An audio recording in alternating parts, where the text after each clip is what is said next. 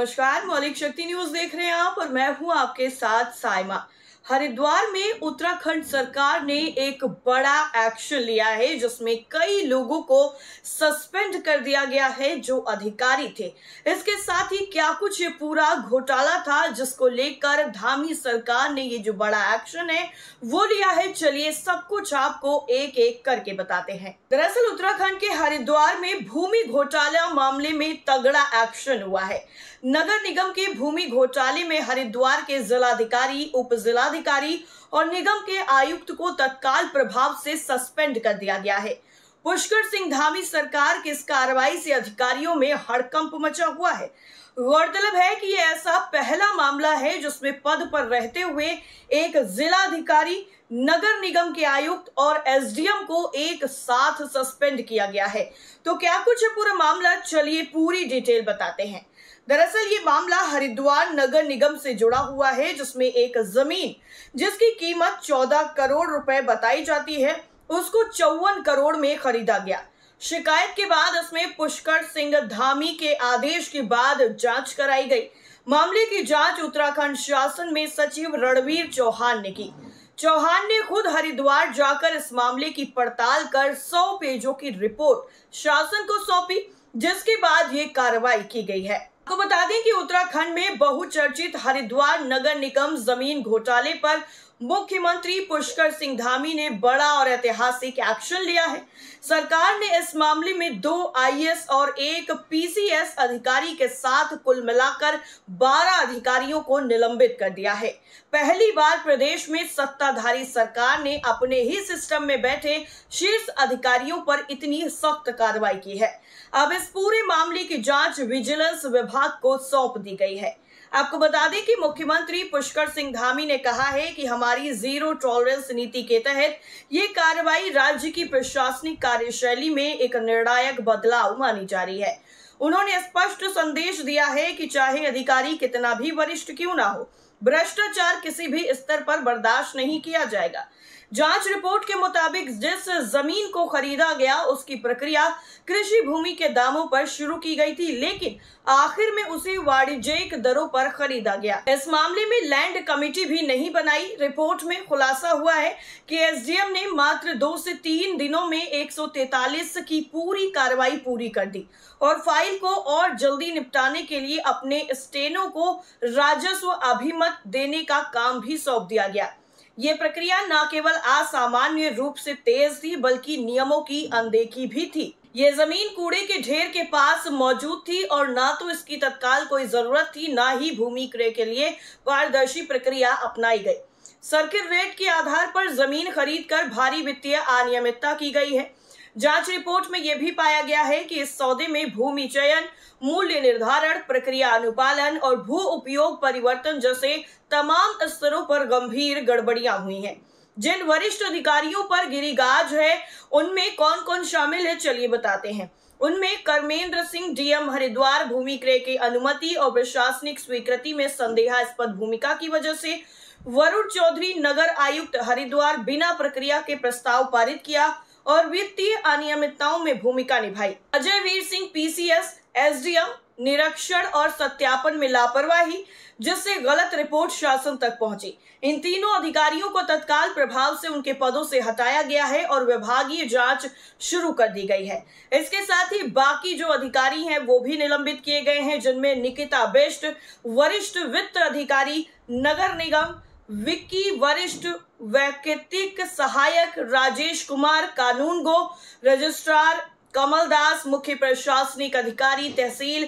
जांच शुरू होने के बाद ही इन अधिकारियों को निलंबित किया गया था। आपको बता दें कि रविंद्र कुमार दयाल प्रभारी सहायक नगर आयुक्त, आनंद सिंह मिश्रवाड़ प्रभारी अधिशासी अभियंता, लक्ष्मीकांत भट्ट कर एवं राजस्व अधीक्षक, दिनेश चंद्र कांडपाल अवर अभियंता, ये सब भी इस पूरे मामले में शामिल है। साथ ही सेवानिवृत्त संपत्ति लिपिक वेदपाल का सेवा विस्तार समाप्त करके उनके खिलाफ अनुशासनात्मक कार्रवाई शुरू कर दी गई है। दरअसल इस घोटाले की आगे की जांच अब विजिलेंस विभाग को सौंप दी गई है। मुख्यमंत्री कार्यालय से मिली जानकारी के मुताबिक वरुण चौधरी ने जितनी भी वित्तीय स्वीकृति की है उसकी जांच भी विजिलेंस करेगी। रिपोर्ट में जिक्र है कि जिलाधिकारी ने प्रशासनिक प्रमुख होते हुए लैंड पुलिंग कमेटी की इजाजत के बिना ही जमीन की खरीद की इजाजत दे दी, जबकि इस मामले में भूमि पुलिंग बोर्ड के गठन का इंतजार किया जा सकता था।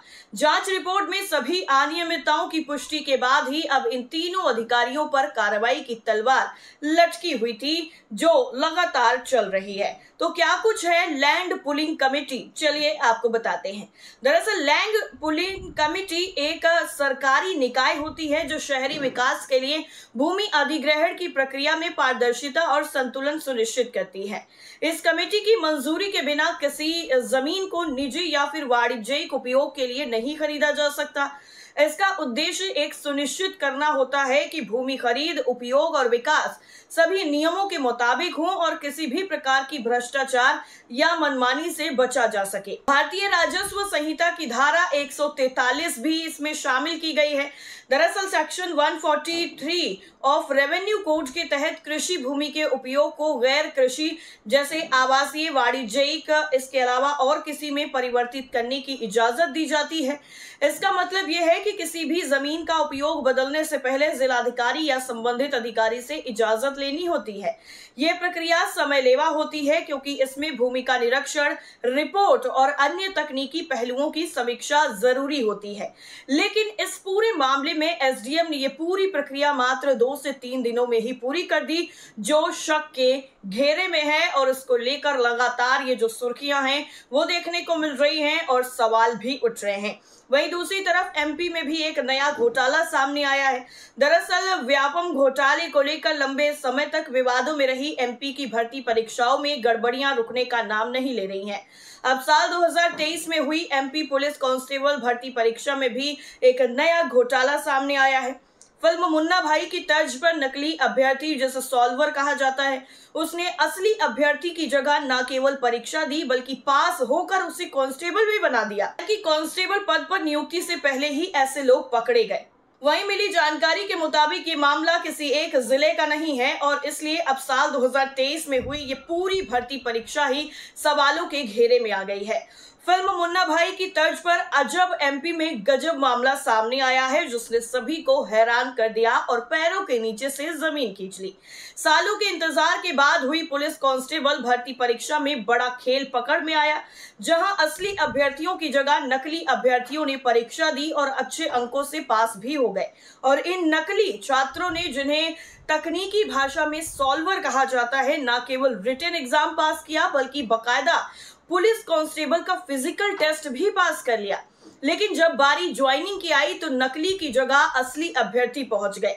लेकिन यहीं पर उनका पूरा का पूरा जो फर्जीवाड़ा था उसको पकड़ा गया और अब नकली के साथ साथ असली अभ्यर्थी भी पुलिस हवालात की हवा खा रहे हैं। जानकारी सामने आ रही है, उसके मुताबिक एमपी के 3 जिलों में करीब दर्जन भर आरोपी गिरफ्तार हो चुके हैं। पुलिस कांस्टेबल की पोस्ट पर ज्वाइनिंग लेने पहुंचे नए रंग रूट अब दोबारा कभी पुलिस की वर्दी नहीं पहन पाएंगे। इसको लेकर भी जो पूरी पुख्ता चीजें हैं वो की जा रही हैं। अब जिस तरीके से ये पूरा मामला सामने आया है उसके बाद मध्य प्रदेश में जो सरकार है और जिस तरह से घोटाला सामने आया है उसको लेकर कई तरह के सवाल खड़े हो गए हैं, जिसको लेकर आगे क्या कुछ होता है, क्या एक्शन होता है, ये देखना काफी ज्यादा अहम होगा। इस पूरी रिपोर्ट में फिलहाल के लिए इतना ही। आपकी राय क्या है कमेंट करके जरूर बताएं। नमस्कार।